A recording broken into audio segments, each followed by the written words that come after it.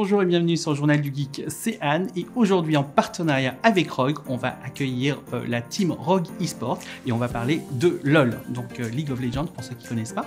Donc en gros, c'est Njawé et Zef qui vont s'occuper de vous parler de tout ça, de vous donner des trucs et astuces pour pouvoir bien commencer, pour avoir les bons réflexes, les bonnes habitudes.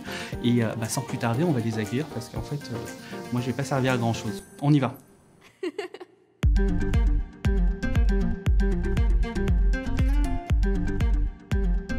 Bonjour à tous, moi c'est Zef. Moi c'est Njawé, support pour Rogue Esports, lui c'est mon coach. Et aujourd'hui on va apprendre quelques bases de League of Legends avant de rentrer un peu plus dans les détails. Donc par exemple, en fait dans League of Legends, la plupart des gens veulent savoir c'est quoi le secret pour gagner en fait tout simplement. Et moi je vais vous donner le secret, en fait c'est très simple, il faut gagner plus d'argent que l'autre en fait.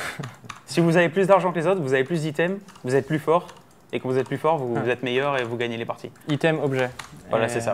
Il y a plein de gens qui ne savent pas toutes les manières possibles dans le jeu en fait, pour gagner de l'argent. Donc la première des manières, si on le voit à l'écran là, c'est ils farment des sbires. Donc les sbires, c'est les mignons qu'on voit, c'est les petits monstres. Et à chaque fois qu'on les tue et qu'on donne le dernier coup en fait, sur le monstre, on récupère de l'argent. Donc il y a 7 manières de gagner de l'argent. Il y a aussi des monstres dans la jungle qui font gagner de l'argent. Il y a tuer les ennemis. Voilà, par exemple, ça c'est les corbins en fait. Et quand on tue ces monstres-là, on gagne de l'argent. Après, il y a tuer les ennemis en fait, qui donnent beaucoup d'argent. Et en fait, il y a une des choses que les gens sous-estiment en fait, c'est que pour gagner de l'argent, en fait, il suffit pas de gagner de l'argent nous-mêmes, parce qu'en fait, on va jouer contre des ennemis et si on les empêche de gagner de l'argent, ça va créer un écart de gold et c'est une manière de gagner aussi. C'est pour ça que vous verrez beaucoup des fois des joueurs professionnels qui vont zoner les ennemis pour pas qu'ils accèdent aux ressources en fait. Et c'est là où on va parler de contrôle de map et etc.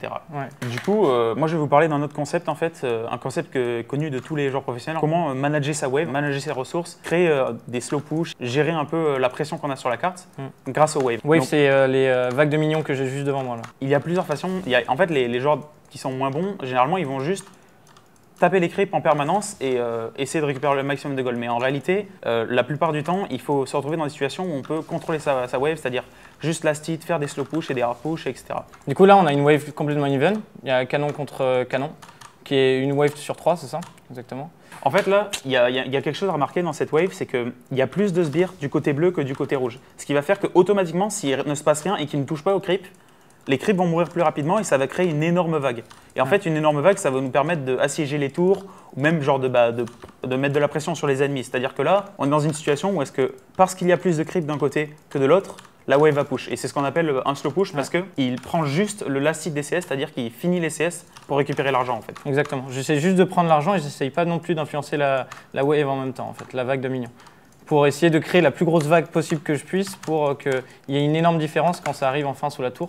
Parce que la tour est un régulateur de minions en fait. À chaque fois qu'une vague arrive sous une tour, elle se fait tuer bien plus vite et du coup ça revient dans l'autre sens juste après. C'est-à-dire que là en fait on arrive dans une situation où est-ce qu'il a énormément de sbires qui sont arrivés à la tourelle et l'ennemi en fait qui lui doit récupérer des ressources doit last hit ses creeps. Et c'est pendant le moment qu'ils vont chercher à aller prendre les creeps que nous on peut faire quelque chose ou on peut essayer d'attaquer la tour et faire quelque chose en même temps en fait. Là j'ai plein de temps en fait, vu que eux doivent prendre ces ressources parce que c'est énormément de ressources les minions, c'est de l'expérience parce qu'on n'a pas beaucoup parlé d'expérience mais c'est aussi énormément d'expérience. Pendant que eux ils sont en train de prendre ça, moi je peux faire ce que je veux et aller mettre de la vision dans la jungle si je veux pour essayer d'aider mon équipe ou faire plein de choses en fait.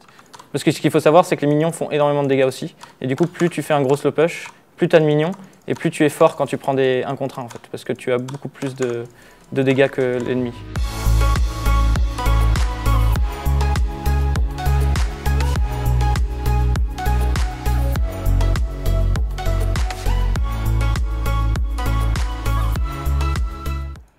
Du coup, Njawé, comme on vous l'a expliqué tout à l'heure, mon joueur, c'est le support de l'équipe et notamment un des rôles importants du support de l'équipe, c'est d'utiliser la pierre de vision, donc l'item qui est en bas en 1, qui va lui permettre en fait de poser de la vision dans les zones sombres.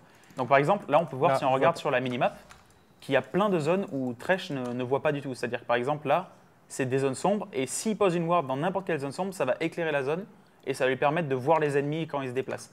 Et avoir ce genre d'informations dans des games compétitifs, c'est super important. Et par exemple, là, Njawé, il va nous proposer quelques wards super sympas qui peuvent nous aider dans les games et qui sont très pratiques à utiliser. Voilà. Par exemple, si on joue ici et que je dois défendre et que mes ennemis sont par ici, j'ai besoin de vision dans la rivière. Et ben en fait, au lieu d'aller ici, jusque là, pour poser. Si là, il y a le jungler adverse, et bah, je peux juste me mettre ici. Du coup, je suis très safe parce que j'ai ma tour juste derrière moi.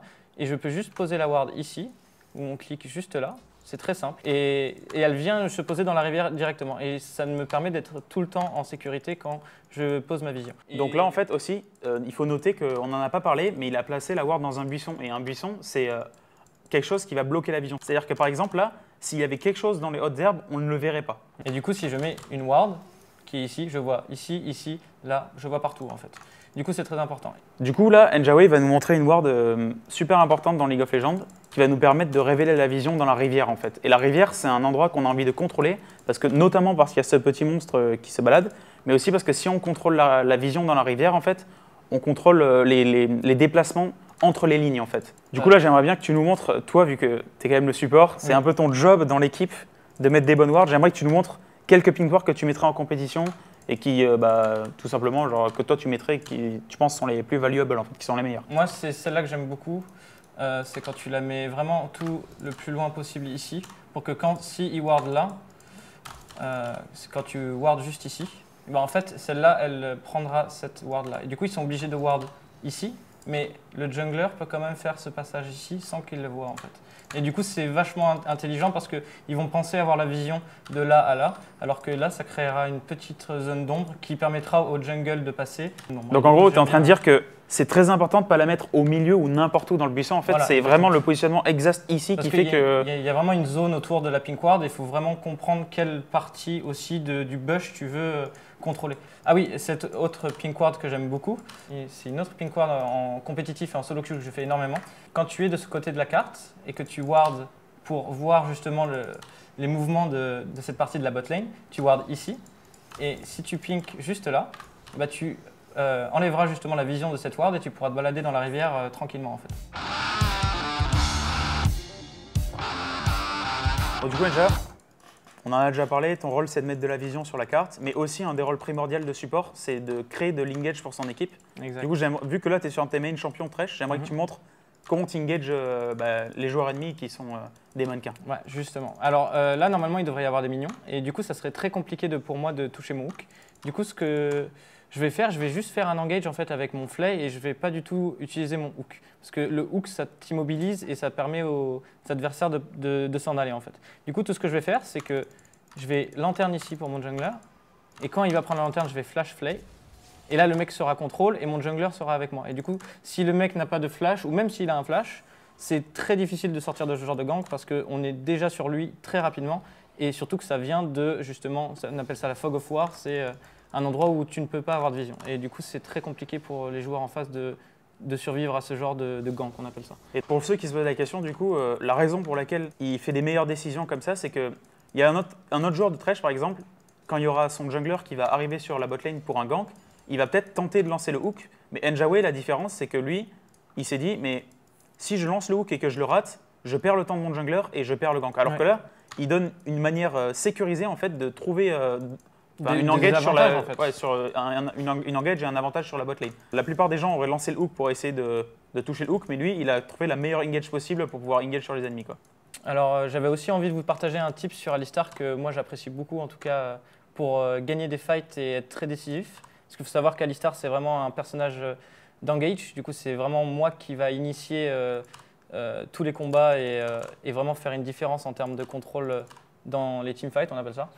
Et du coup, tu as le combo de base où tu fais sauter le gars en l'air. Et puis surtout, dans League of Legends, tu peux faire tes sorts et flasher en même temps. Et ça permet on appelle ça un cancel d'animation. Et ça permet que l'animation soit instantanée en fait, en gros. Et du coup, si je fais par exemple ce combo, mais que je fais mon A et mon flash en même temps, ça me permet d'aller plus loin et de surprendre tout le monde et de créer une différence énorme dans le fight en fait. Du coup, si je fais comme ça, je peux knock up les 4 et c'est instantané. Et c'est impossible à réagir. Et même en pro play, c'est très compliqué de réagir à ça. Il y a très peu de joueurs qui arrivent et c'est vraiment que de l'anticipation et ça ne peut pas être du réflexe parce que c'est instantané. Du coup, il faut savoir que ce combo est plutôt compliqué à prendre en main parce que c'est très précis en termes de timing. Il faut vraiment que vous fassiez le A puis le flash juste après. Il faut vraiment être presque instantané sur les deux touches. Du coup, ça vous prendra beaucoup de temps, ou pas forcément, mais en tout cas, ça prend vachement de practice à maîtriser.